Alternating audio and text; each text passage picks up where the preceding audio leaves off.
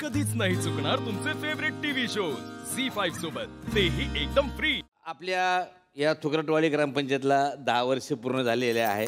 त्याचा दशकपूर्ती सोहळा आपण या ठिकाणी साजरा करतो. चांगलंय, पण 10 माणसं तरी गोळ्यात व्हायला पाहिजे होती. तुमच्या सभेला लोक येत नाहीत, लक्षात घ्या. तुम्ही येणार हे कळल्यावर बाकीचे गेले निघून. गपची बसा तुम्ही आता. हा, तर या 10 वर्ष पूर्ण झाल्यामुळे मी एक सरपंच या नात्यानं काहीतरी जाहीर करू इच्छितो. ऐका, तुमचं मृत्यूपत्र जाहीर करा आता. हा करा करा करा करा करा. काय बायको आहेस का, दुश्मन आहे, मरणार टपली का माझ्या? करा करा. नाही काय हे ताई बरोबर बोलतायत. एक तर तुमचं रोगट शरीर, कधी गचकाल काही सांगता येत नाही. हा, आणि तुम्ही गेल्यावर तुमच्या या माऊलीनं कुणाच्या तोंडाकडे बघायचं? बरोबर. खरे खरे. अहो, तुम्ही गेल्यावर मी कोणाच्या तोंडाकडे बघू? आणि बघायचं म्हणलं तर गावात तुमच्यासारखं थोबड आहे का कोणाचं? पाहुणे, मी काय म्हणतो, तुम्ही ना जर असं तुमच्या बापाकडनं काहीतरी आदर्श घेतला पाहिजे. त्या माणसानं स्वतःच्या मृत्यूच्या 1 महिना आधीच मृत्यूपत्र बनवून ठेवलं होतं. मामा, त्यांची गोष्ट वेगळी होती. त्यांना फाशीची शिक्षा झाली होती आणि आपण कधी मरणार हे त्यांना माहित होतं, म्हणून त्यांनी कुटाणा केला आधी. हा, आणि हे काही खुनाच्या गुन्ह्याखाली आतमध्ये जाणार नाहीत. अहो, ह्यांच्याने उंदीर मारणं जमत नाही. हे काय खून करणार आहेत? रात्री बाथरूमला जायचं म्हणलं ना तरी मला नेतात दारापर्यंत. काय असं नाही, म्हणजे लागतं की आपले जे सरपंच आहेत ते खूप शूर आहेत. मग मी नाही का त्यांना जंगलातून वाघाचा शिकार करून वाघाची शेपूट गावात आणली होती. इफ यू रिमेंबर, ऐसा हुआ था लास्ट टाइम. मगर आप सबको याद होगा तो. वाघाचं मुंडका आणायचं सोडून त्यांनी शेपटी कशाला आणली असेल? अहो, ज्यानं खरंच वाघ मारला तो मुंडकं घेऊन गेला, हे आले शेपूट हलवी. मी सोचू की ज्या माणसाला कोणी मोठ्या आवाजात बोललं तरी घाम फुटतो, तो कसं वाघाची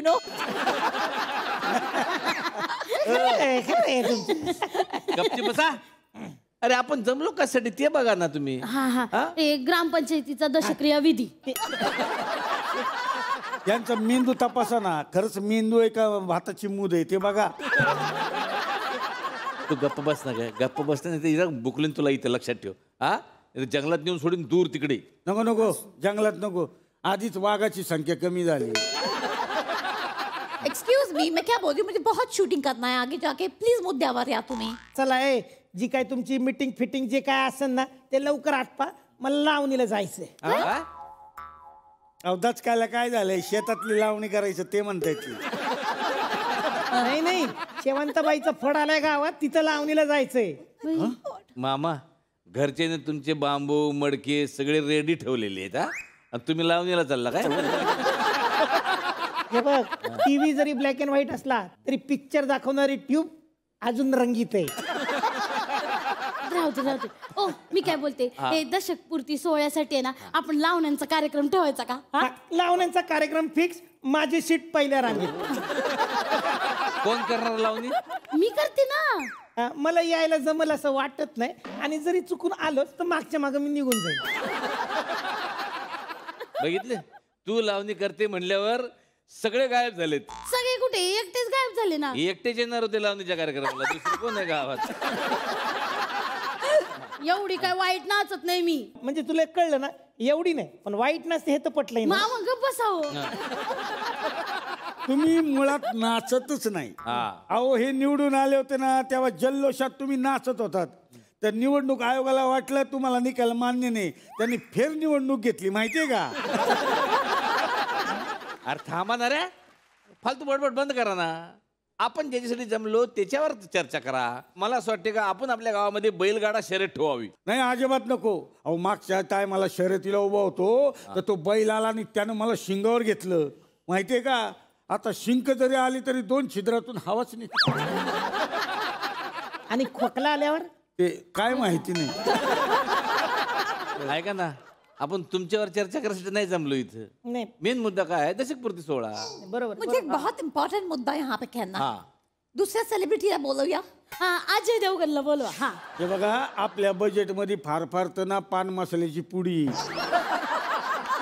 अजय देवगणला आणायचं म्हणजे लय महागात पडेल. मग काय तर? मला रणवीर सिंग पाहिजे, तो चालेल. मग रणवीर सिंगला बोलवा. रणवीर सिंगला बोलवूया. नाही, आम्हाला पण गावात खरी कंगना पाहिजे, पण बजेट नाही ना आमचं. आम्ही चालवतोय ना तुझ्यावरती. काका, मी काय म्हणते, हा पुरी, तुम्ही तुम्ही मरता का? मी काय म्हणते, आपण माधुरीला बोलवूया का, माधुरी दीक्षितला. मला ते समोर धकधकवर नाचायचंय. नको नको, माग 15 ऑगस्टला शाळेतल्या पोरांमध्ये घुसून लेजिम खेळल्या, 27 पोरांनी अंग काढले. 27. खरंय खरंय. पुढे 6 महिने लेकरं रात्री बेरात्री असं आरबळत उठत होती. डेंजर. तिच्या आई वडिलांना किती डिस्टर्ब झोपेसाठी. म्हणजे तुम्हाला मला नाचूच द्यायचं नाहीये बाई. ए पोरी तसं नाही ग. काय तुम्ही पण ना सगळे असं करता. हे बघ पोरी, आता जत्रेत सोंग निघतात की नाही, त्याच्यात तू डान्स कर. त्याच्यात कर बिंदी तू. कसं असतंय त्या जत्रेमध्ये सोंगाच्या चेहऱ्यावरती मुखवटे असतात की नाही, राक्षसाचे वगैरे, त्याच्या आतमध्ये हिचे एक्सप्रेशन दिसणार नाही. टेन्शन नाही. हा चालेल, हे चालेल. मी काय म्हणतो, ऋतिकला बोलवायचं का? नको, मला वाटतं ऋतिक नको. तुला काय प्रॉब्लेम आहे का? प्रॉब्लेम बापाचं शिक्के आहे. त्याला बोलवा. बाबाच शिक्के आहे. टिडिंग टिडिंग टिंग टिडिंग टिडिंग. 10 वर्षात सगळं करून झालंय तरी खोड जात नाही म्हाताऱ्याची. तू तर कंगना पहिल्यांदाच करतीस. अहो तुम्ही तिच्यासारखं का बोलताय? ते मी सांगतोय गावाला की कंगनासाठी पण ऑप्शन आहे तुमच्याकडे. मी काय म्हणतो, दशकपूर्ती 16 निमित्त माझं लगीन लावून द्या बस.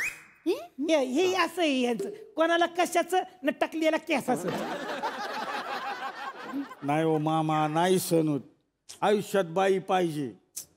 इतका एकटा पडलोय ना की मी स्वतःलाच दुसऱ्या नंबरवरून मेसेज पाठवतो, जानू जेवला का? ओ मास्तर, तुमचं नंतर बघू आपण, जरा थांबा. मला काय वाटतं सरपंच, आपण अक्षय कुमारला बोलवूया. ते कसं हेलिकॉप्टर मधनं वगैरे एंट्री घेतील, छान वाटेल, जरा भारदस्त होईल. हो, गावात जेव्हा पहिल्यांदा एसटी आली ना तेव्हा ते बघून या मामाला फेफरा आलं होतं. हेलिकॉप्टर बघून काय होईल यांचं काय माहिती. आणि तो अक्षय म्हणे 4ला उठतो. आपल्या गावातल्या कोंबड्यांना पण 8 वाजता बांग द्यायची सवय. ते नको बाई. नको नको ते नको. आपण अमिताभला बोलूया. नको नको, ऐश्वर्याला बोलूया आपण.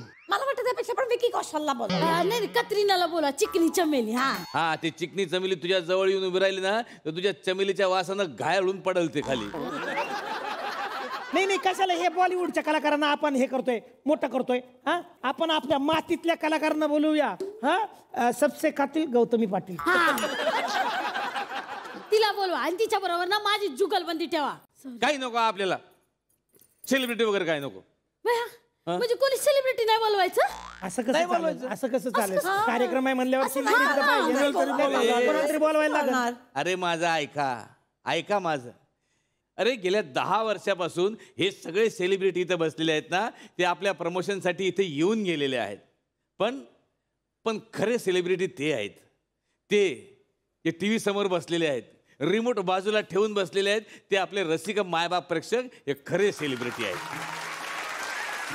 अरे त्यांच्यामुळे तर या थुकरवडीचा कार्यक्रम 10 वर्ष चालला आणि सुरळीत चालला है ना.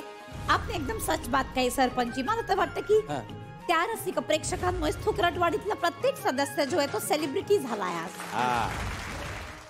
झी5 ॲप डाउनलोड करा आणि पहा सर्व एपिसोड्स एकदम फ्री.